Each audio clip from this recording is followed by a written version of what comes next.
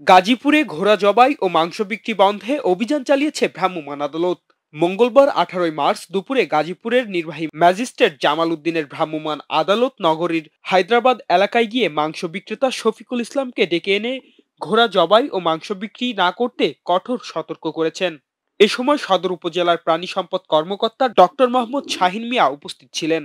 শাহিন মিয়া জানান, 2011 সালে পশু জবাই ও মান নিয়ন্ত্রণ আইন অনুযায়ী স্বাস্থ্য পরীক্ষা ব্যতীত এবং লাইসেন্স ছাড়া পশু জবাই ও মাংস বিক্রি দণ্ডনীয় অপরাধ।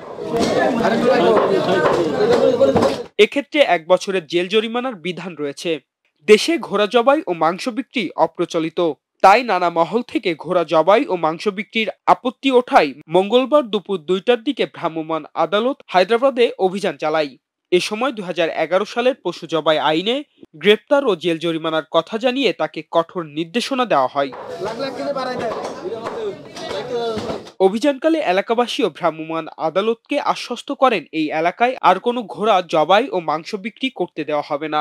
বেশ কিছুদিন ধরেই গাজীপুর মহানগরীর হায়দ্রাবাদ এলাকায় দুবাই ফেরত আনম নুরুল্লাহ মামুন তার বন্ধু শফিকুল ইসলামকে নিয়ে ঘোড়া জবাই ও মাংস বিক্রির প্রচলন শুরু করেন। এ মাংসের চাহিদা দিন দিন বাড়তে থাকায় 250 টাকা কেজির মাংস মুহূর্তেই 3 থেকে 350 টাকা কেজি হয়ে যায়।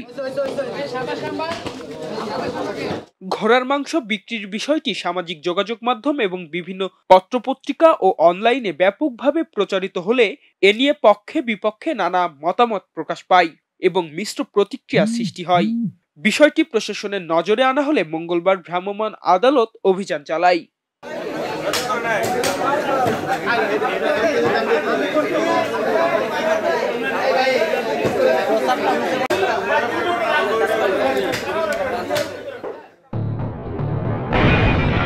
সবাই যখন জোয়ারে গা ভাসায়, কেউ কেউ শির দাঁড়া সোজা করে ঘুরে দাঁড়ায়।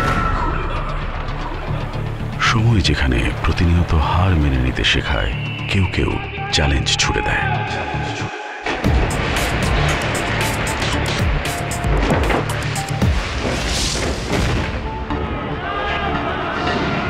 পক্ষপাতের ভিড়ে আজ থেকে কোনো পক্ষ নয়, খবর হবে নিরপেক্ষ।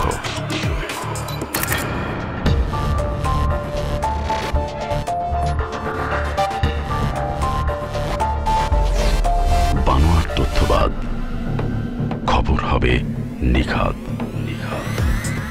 ভেঙে গুজবের শিক, খবর হবে নির্ভীক। এলো মুক্ত চিন্তার স্বাধীন দৈনিক খবরের কাগজ। এখন খবর হবে নিখাত, নির্ভীক, নিরপেক্ষ।